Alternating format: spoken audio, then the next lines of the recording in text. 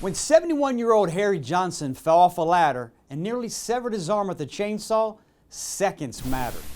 911, what is your emergency? Hi, my dad is over here in the fishbowl, and he just cut his arm with a chainsaw, and I need an ambulance right now. Luckily for Mr. Johnson, our deputies got to the scene and got there fast. Mr. Johnson was bleeding profusely, compounded by the blood thinners he was taking. The deputies arrived with their new trauma kits that included combat application tourniquets and powerful blood clotting material. Corporal Leonette Garfield and deputies Michael Bowman and Jason Otis applied 2 tourniquets and a product called Quick Clot to his mangled arm.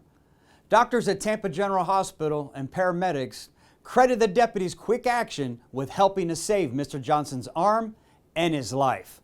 How are you doing? You look a lot better. You doing okay today? Oh, yeah. Good to see you, sir. How's that arm doing? It's coming on. Remember, you can always keep up with HCSO on Twitter, YouTube, Facebook, and our website.